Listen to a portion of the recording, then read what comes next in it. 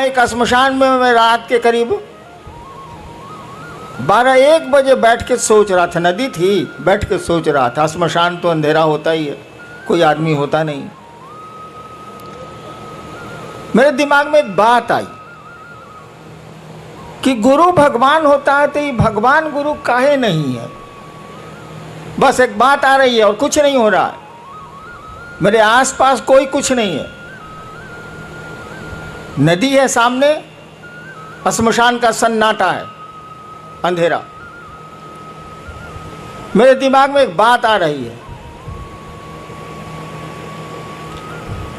सभी कहते हैं कि गुरु भगवान होता है तो ये भगवान गुरु काहे नहीं। और हमने सोचा कि अब हम भगवान को गुरु बनाएंगे। अकेले बैठ के हम सोच रहे हैं भगवान को गुरु बनाएंगे। 1974, शायद बहुत लोग उसमें उस समय पैदा भी नहीं होंगे आप लोग। मैं पटना यूनिवर्सिटी में कानून का विद्यार्थी था, लॉ का।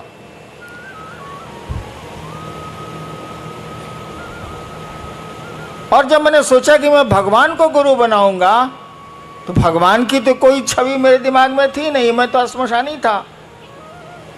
मेरे पिताजी मेरी माँ को कहा करते थे, वो बिहार के टॉपर थे। मेरी माँ को मेरे पिताजी कहा करते थे, अब दोनों नहीं है,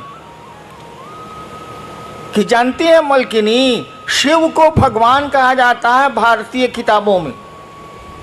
तो मैं गुजरता रहता था तो सुनता रहता था, हमको मतलब कुछ था नहीं। शिव को भगवान कहा जाता है, वह तो मैं अब मैं भी खुद समझा लूँगा कि शिव को ईश्वर कहा जाता है, महेश्वर कहा जाता है, क्या नहीं कहा जाता है, और ईश्वर को शिव कहा जाता है। लेकिन उस दिन मेरे दिमाग में कुछ नहीं था, खाली यही सुन रखा था मैंने कि शिव को भगवान कहा जाता है। तो जैसे मेरे दिमाग में आई ये बात कि मैं अब भगवान को गुरु मानूंगा, अब इंसान को मानूंगा ही नहीं, तो शिव मेरे दिमाग में आए। कहे बाबूजी तो कहते हैं कि शिव ईश्वर का नाम है। मैंने शिव को गुरु मान लिया उसी क्षण। नवंबर का महीना था, देखिए आज 30 नवंबर भी है, तिथि तो याद नहीं है, यही महीना था वो। और यहाँ तो ठंड पड़ती नहीं है, उस इलाके में थोड़ी ठंड आ गई। और मैंने शिव को गुरु मान लिया, सो मोटो। मैंने हिंदी बोलूँ तो अपने मन से। किसी ने हमको नहीं बताया, ना मैं जानता था कि शिव गुरु है, मुझे कुछ पता नहीं था, मैंने मान लिया। आगे की घटनाएं तो बहुत लंबी चौड़ी हैं। मैं ये आपको सुनाना चाहता हूं कि मात्र एक ख्याल, मात्र एक विचार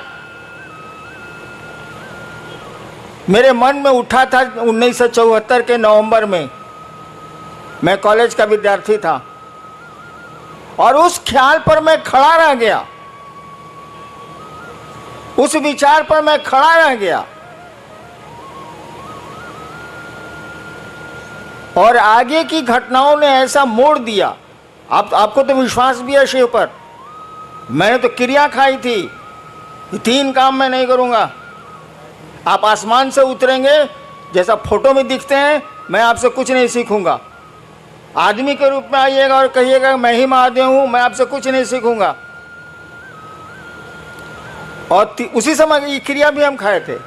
और तीसरी शर्त मैंने बनाई थी कि जब गुरु ही बदल लिया, जब मास्टर मेरा बदल गया, तो पहले का मास्टर साहब का पढ़ाई कौन सी पढ़ना है। और मैंने छोड़ दिया, छोड़ भी दिया, उसी क्षण से छोड़ दिया। आगे की घटनाओं ने मुझको 8 साल में बताया। 8 साल तक मैं चुप रहा, किसी से कुछ नहीं बोलता था। अरे डिप्टी कलेक्टर था, ये काम करना ही है, कचहरी जाना ही है, ये करना वो करना, वो करता था। अपनी पत्नी को छोड़ के मैंने किसी को नहीं कहा कि मैंने शिव को गुरु माना। 8 साल तक मैं चुप रहा। मुझको लगता था कि आदमी धोखा देगा तो उसको पकड़ के चारों गाड़ियों देंगे, सारा ये महादेव धोखा देगा तब क्या करेंगे। इसलिए मैं बोलता ही नहीं था कि ना, बोल पे नहीं करेंगे। और मंडल सर ने बताया कि जब मैं मधेपुरा में मजिस्ट्रेट था और पुराने मित्र मेरे श्मशानी आए मिलने के लिए, तो उन लोगों ने कहा कि हमको मालूम है। हम कह रही साला हम तो जानबे ना, हम किसी को बोल भी नहीं किए, इसको कैसे मालूम है कि शिव गुरु हैं। तब उन लोगों ने बताया कि किताब में तो लिखा हुआ है कि शिव गुरु हैं। तब माथा पीटा, जब किताब में लिखा हुआ है कि शिव गुरु हैं, घर में लइका नगर में ढिढोरा, साला महादेव घर घर का बाबा है, और तब कहाँ पर हुआ रहे हैं लोग भाई। अपने बाबा को गुरु मानेंगे, देखेंगे पढ़ाता है कि नहीं पढ़ाता है, नहीं पढ़ाता है तब कहेंगे कि साला नहीं पढ़ाता है। लेकिन वो पढ़ाता है, वो गुरुओं का गुरु है, जगत गुरु शास्त्रों ने उसको कहा है, विश्व गुरु कहा जाता है शिव को।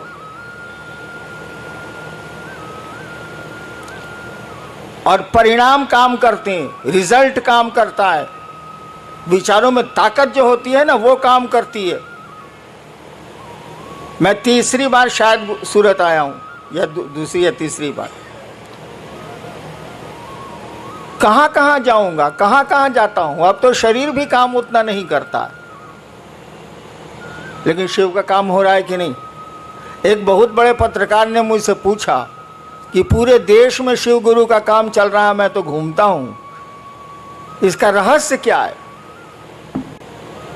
हमने कहा इसका रहस्य कुछ नहीं है। मैं कहाँ जाता हूँ, 32 साल तो सरकार में था। विचार फैलते हैं, विचार में ताकत होती है। और आज देखिए सूरत में इस कड़ी धूप में आप यहाँ उपस्थित हैं, इतने लोग उपस्थित।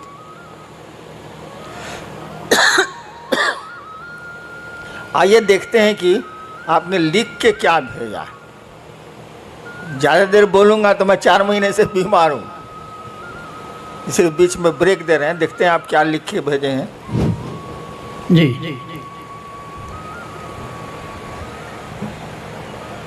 आर.के. यादव इच्छापुर सूरत से, इनकी जिज्ञासा है कि रांची से नमः शिवाय करने के लिए बल दिया जा रहा है, क्या यह सही है?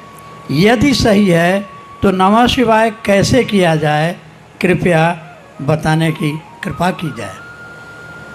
शायद आर.के. यादव जी को मालूम नहीं है, लिखे हैं रांची से। रांची में पागल खाना भी है।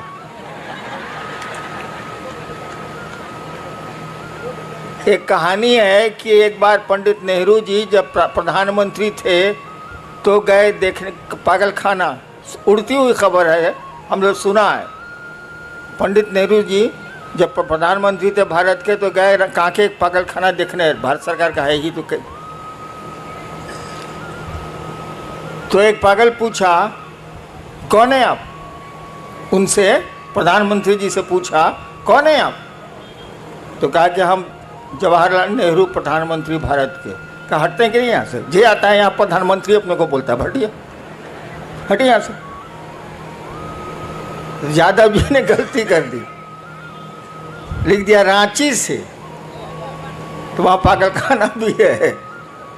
और रांची का लोग अमूमन जो कांके ब्लॉक है, कांके ब्लॉक में रहता है, हम उसी में पहले रहते थे, इसीलिए मेरा थोड़ा ढीला भी है। मैंने कहा है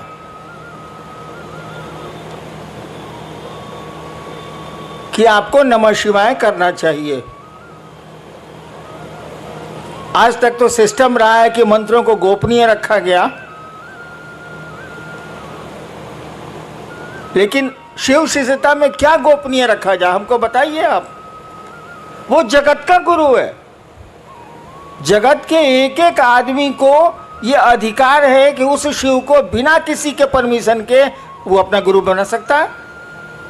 विश्व गुरु है वो, तो उसकी चीज़ें कैसे गोपनीय रह सकती हैं। जिसके 5 चेला हों वो ना गोपनीय रखेगा, जिसका संसार ही चेला बन सकता है वो क्या गोपनीयता। तो हमने कहा कि आप नमः शिवाय करें, इस पंचाक्षर को करें आप, इससे आपके लौकिक कष्ट भी कम होंगे और थोड़ा मन भी आपका शिवगामी होगा, शिव की ओर चलेगा। नमः शिवाय करने का तो 2 ही तरीका है। एक आप किसी माला पे कर सकते हैं 108 बार। दूसरा सांस प्रश्वास भी एक माला है। माला कई तरह की होती है, कमल गट्टे की भी होती है, रुद्राक्ष की भी होती है, किसी चीज़ की हो सकती है, तुलसी की भी होती है। सांसों की माला भी माला ही है। हमारी आपकी सांस चलती है ना, ये 24 घंटे में 27,600 बार चलती है, जैसा मुझको याद है। यानी सांसों की भी माला है। सांसों की माला पर मंत्रों का आवागमन, मंत्र आए और गए, आवागमन देखा जाता है। तो नमः शिवाय जो आपका शिव का पंचाक्षर मंत्र है, आपके गुरु का मंत्र है, उसको सांसों पर चढ़ाइए नमः और शिवाय सांस से जाने दीजिए। ये आप जब याद पड़े 5 बार, 2 बार, 3 बार अपने गुरु को प्रणाम करिए नमः शिवाय से। खिचड़ी मत करिएगा।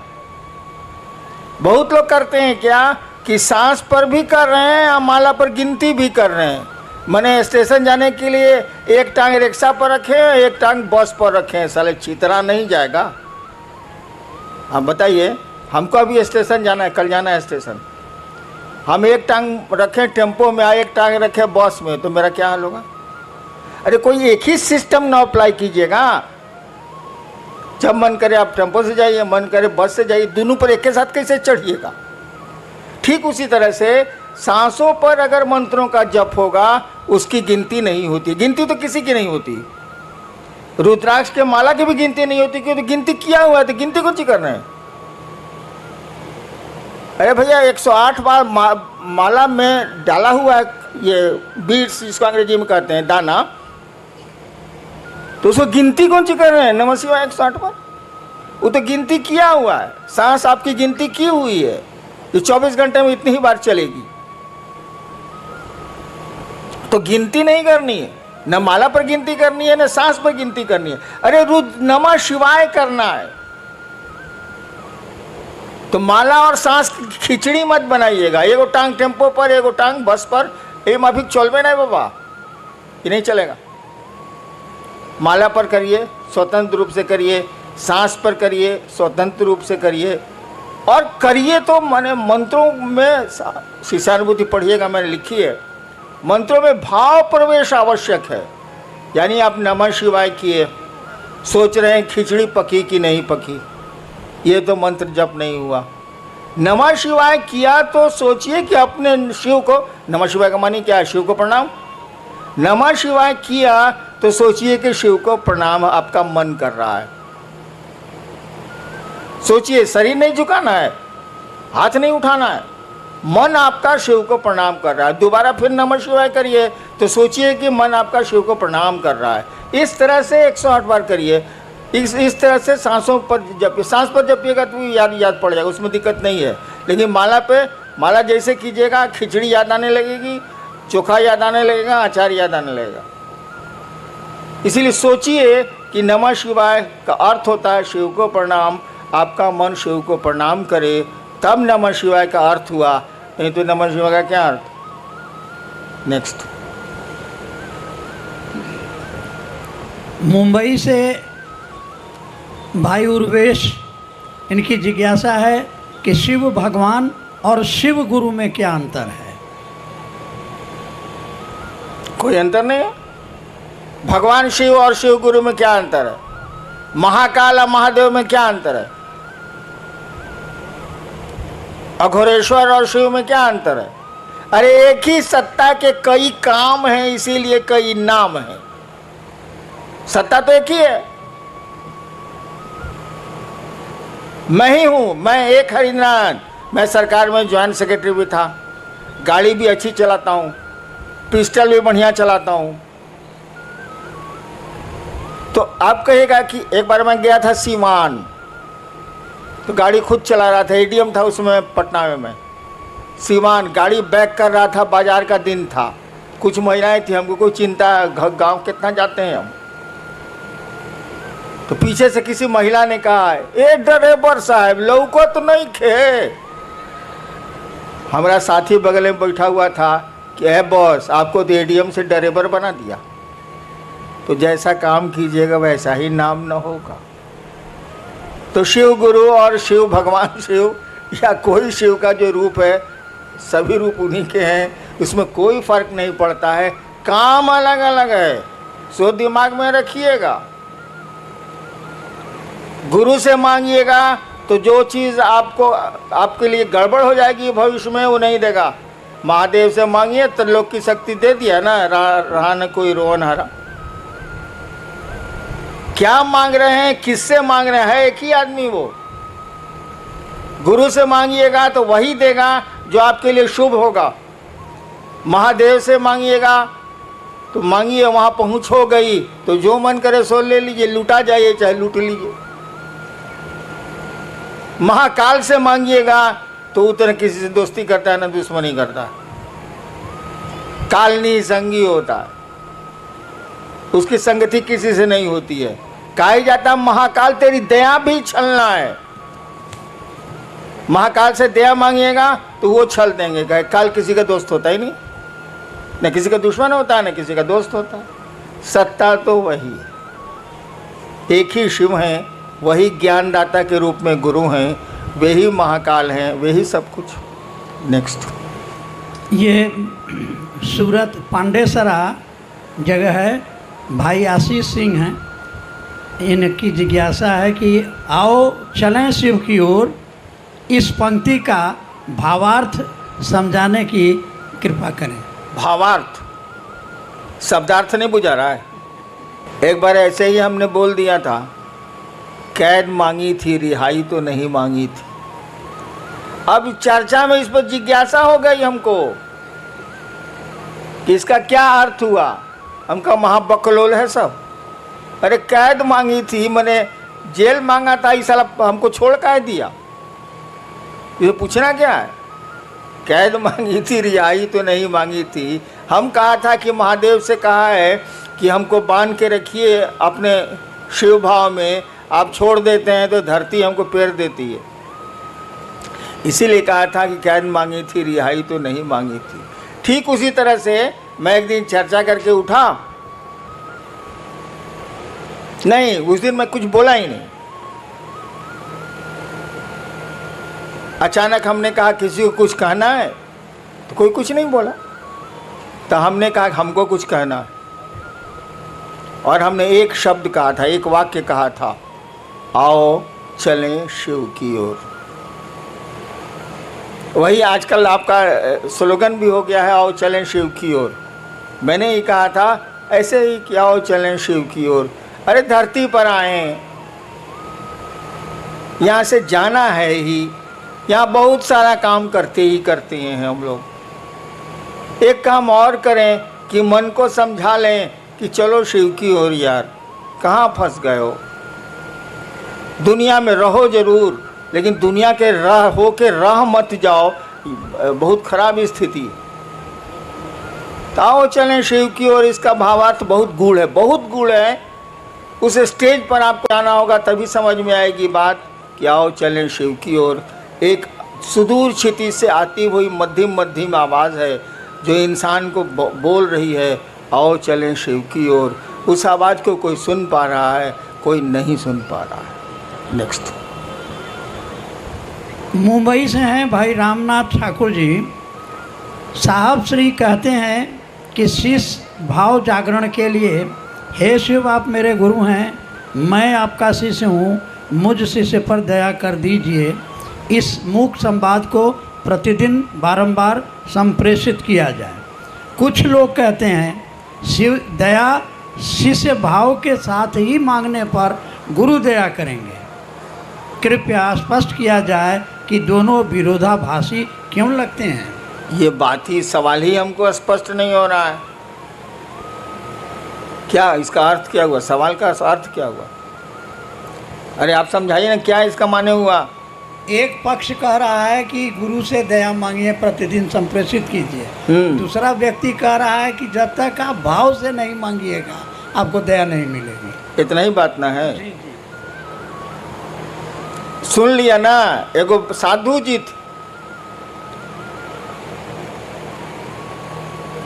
तो उनको गांव वाला लोग बुलाया कि आइए, बड़ी दिन से आप गांव के बाहर रहते हैं। पहले के ज़माने में आज गांव में के आपके सम्मान में एगो प्रीति भोज देंगे, मैंने खाने पीने वाला प्रीति भोज। आप नहीं दे रहे हैं हमको, लेकिन उस साधु को दिया था।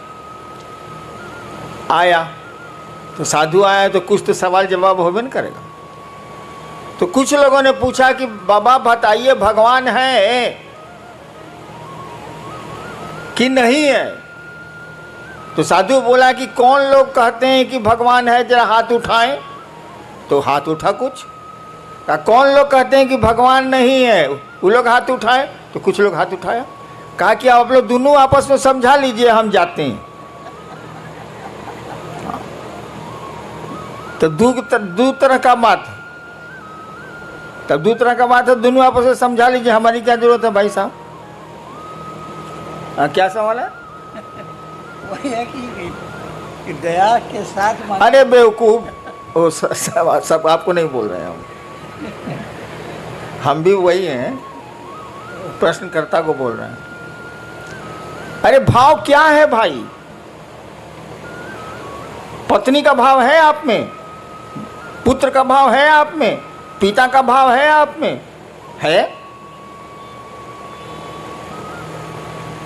मेरा का भाव है कि आपकी चप्पल कहाँ है, आपकी पॉकेट में पैसा कितना है, आपका घर कहाँ है, घर कौन सा है, सब पहचानते हैं आप। पैसवा नहीं बोल रहा है कि ये भैया ये भैया ये भैया हम 502 रुपया बनी। आप जानते हैं कि 502 रुपया मेरे पॉकेट में है, इसलिए कि आपका पैसा है वो।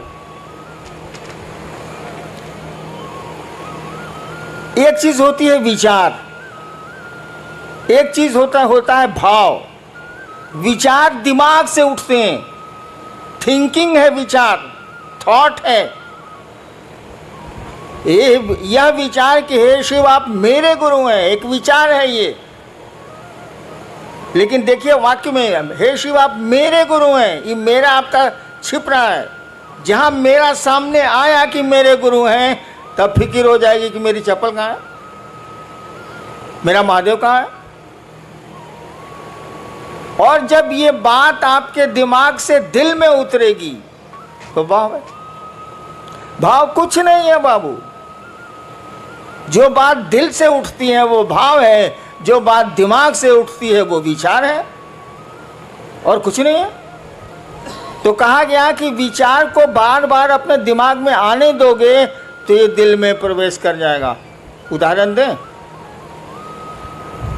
हम लोग बहुत जगह अफसर रहे हैं, बाबूजी भी अफसर रहे हैं, तो बदली होती रहती थी, अफसर कॉलोनी थी। पत्नी ने एक दिन आपसे कहा कि जो पड़ोसी है ना अफसर, वो बढ़िया आदमी है, सो आज केला भेजा था बच्चों के लिए।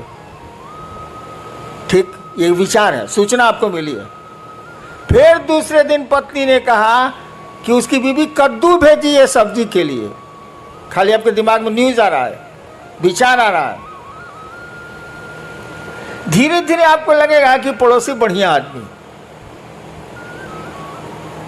एक दिन आपकी पत्नी ने कहा कि देखिए ना उसको बुखार लग गया है उनके बचवा को, तो आप कहेगा चलो ना दिखाते हैं। देखिए अब दिमाग से बात दिल में आने लगी, उसके बच्चे को देखने आप जाने लगे। इसका उल्टा देखिए, आपका बच्चा फूल तोड़ने पड़ोसी के यहाँ गया, डांट दिया पड़ोसी ने, आके आपको बोला कि मम्मी मम्मी मम्मी हमको डांट दिया, फूल तोड़ने गए थे। ठीक, एक सूचना आपको मिली, एक विचार आपके दिमाग में घुसा। फिर दूसरे दिन ऐसा ही कुछ हुआ, फिर तीसरे दिन ऐसा ही कुछ हुआ। 5 दिन के बाद आपको मालूम हुआ कि वो स्कूटर से जा रहा था, उलट गई स्कूटर, टांग टूट गया। आपके बाद ठीक हुआ साले, ठीक हुआ साले। देखिए अब दिमाग से, अखबार का न्यूज़ नहीं है ये, अखबार में रोज एक्सीडेंट होता रहता है, आप कहाँ कुछ सोचते हैं। यानी आपके दिल में बात आ गई, अब ये दुश्मनी का भाव पैदा हो रहा है। वहाँ दोस्ती का भाव पैदा हो रहा था, यहाँ दुश्मनी का भाव पैदा हो रहा है। तो भाव कुछ नहीं है, जो बात दिल से उठती है वो भाव है। शिव मेरे गुरु हैं, ये बात अगर दिल से उठती है तो ये भाव है, अगर दिमाग से उठती है तो ये विचार है। जब तक भाव में नहीं जाएगी ये बात, कहा ही जाता है कि आध्यात्म की किसी भी गाड़ी का पेट्रोल भाव होता, शास्त्र हमारे कहते ही हैं भावेन लभते देवता भावेन देव दर्शनम। शास्त्र कहते हैं भारत के कि भाव से देवता मिलते हैं, भाव से देवताओं का दर्शन होता है। तो आध्यात्म की कोई गाड़ी का पेट्रोल भाव ही है, विचार नहीं। शिव मेरे गुरु हैं ये विचार रिजल्ट नहीं देगा, लेकिन जब मन में बैठ जाएगी बात कि शिव मेरे गुरु हैं, मेरा गुरु है, वो रिजल्ट आने लगेगा। नेक्स्ट जिज्ञासा नहीं है, एक निवेदन है मध्य प्रदेश से रीवा से भाई अशोक, आप लिख रहे हैं कि आज 3 साल से रीवा वो सिद्धि जिला में महादेव का काम हम लोग कर रहे हैं। एक तरफ से शिव को गुरु मान रहे हैं और एक तरफ से लोग छोड़ रहे हैं। हम लोग आशीर्वाद लेने आए हैं कि रीवा व सिद्धि में महादेव का काम बढ़े। साहब आशीर्वाद। एक तरफ से लोग मान रहे हैं, एक तरफ से छोड़ रहे हैं। मैं महादेव का काम 40 साल से कर रहा हूं। महादेव करा रहा है, हम कल करेंगे। कितने आए कितने गए। अंग्रेजी में एक कविता है, मेन में come and may go, main मे गो। लोग आते हैं जाते हैं, but I go on for ever. मैं जाता हूं तो हमेशा के लिए जाता हूं। तो किसकी चिंता करोगे, कौन आया कौन गया। महादेव की दया जिस पर हुई वो रहेगा। हैं लोग कि नहीं मेरे साथ। मैं इनका विद्यार्थी था कॉलेज का 67 में। यही जो मंडल जी पढ़ रहे हैं जिज्ञासा, इनको मैं ज़बरदस्ती, उस समय शिव गुरु नहीं थे मेरे, ज़बरदस्ती एक दिन शमशान ले जाता था और दूसरे दिन कब्रिस्तान ले जाता था। 1 साल कंटिन्यूअस। जबकि मेरे प्रोफेसर लेक्चरर थे, मैं विद्यार्थी था इनका फर्स्ट ईयर का। इनको मैं ही पकड़ के ले जाता, चलिए मसान। तो जिसको टिकना है वो टिकते ही हैं, जिसको नहीं टिकना है उसको कितना टिकाओगे। हाँ, महादेव से दया जरूर मांगो कि सभी टिकें, सभी रह जाएं, कोई छूटे नहीं, कोई टूटे नहीं। कोशिश तो हम लोग यही होनी चाहिए। करो, आगे बढ़ो। भाई मनोज सिंह है सूरत से, क्या शिव को गुरु बनाने के उपरांत भी पारंपरिक गुरु दीक्षा लेना आवश्यक है? किसी भी अनुष्ठान या मुहूर्त में लोगों द्वारा पारंपरिक दीक्षा द्वारा शरीरधारी गुरु द्वारा गुरुमुख होने का दबाव बनाया जाता है। भाई मेरे भी बिया में बनाया था। आप ये नहीं कह रहे हैं, कोई सब अनुष्ठान करने के पहले पंडित मैंने कहा जाता है कि आपके गुरु कौन है। मेरी शादी है स्टेट में है, चली गई पत्नी मेरी शादी में भी यही हुआ था। स्टेट का पंडित था, पंडित जी थे बेचारे, मर गए, कहा हम था बोले आपके गुरु बउआ जी कौन है। तो हमारी तो बोली तो भाई सिवान वाली थोड़ी ख़राब है। हमने कहा कोई साला मेरा गुरु नहीं है। तो लोग बका गया कि लड़का है ब्याह के मंडप पर बैठा हुआ कहता है कोई साला मेरा गुरु नहीं है। तब मेरी पत्नी से पूछा, उसमें पत्नी हुई नहीं थी, वो होने वाली थी 2 घंटे के बाद। पत्नी से पूछा कि आपके गुरु कौन है, बोले कोई नहीं। तो पंडित जी बोले कि चलिए शिव को गुरु मान लीजिए। हम कहा मैं नहीं मानूंगा। पत्नी ने कहा हम मान लेंगे।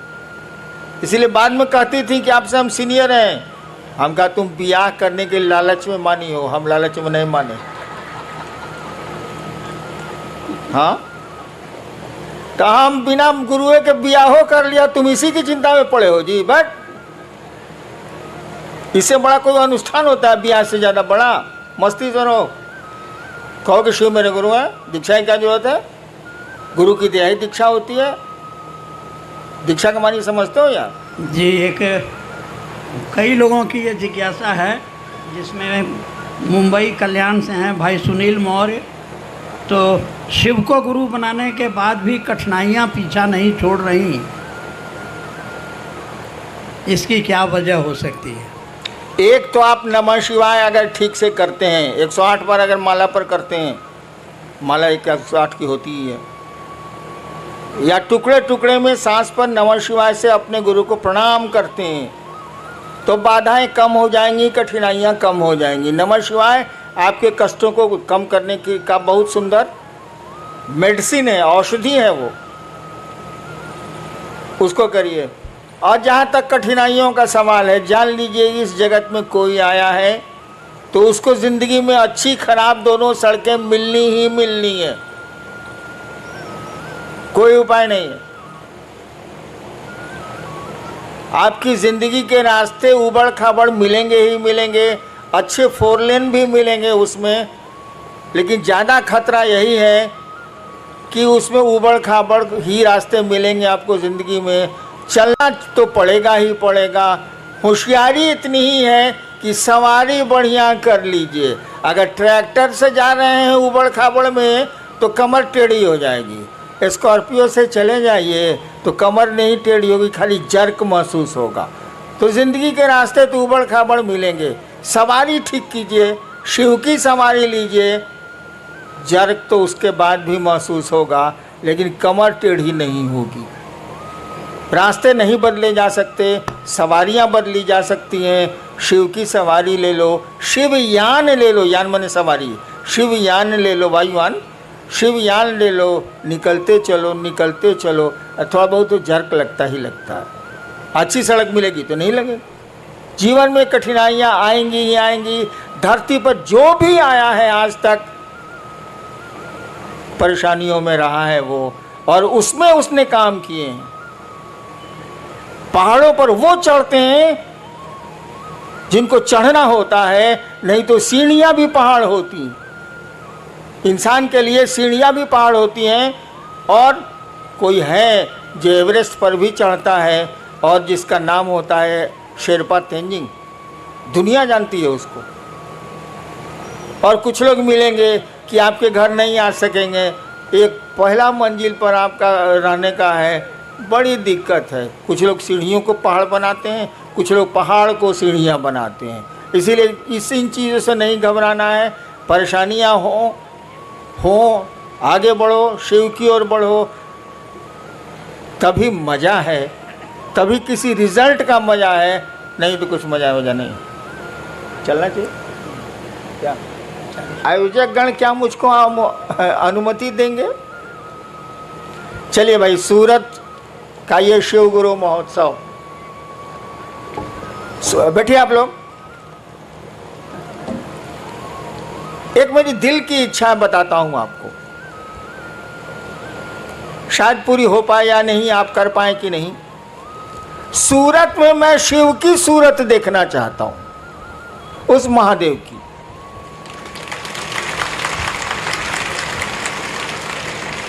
जैसे सोमनाथ है ना, सूरत में भी मैं शिव की सूरत देखना चाहता हूं, लोगों के दिलों में शिव को देखना चाहता हूं।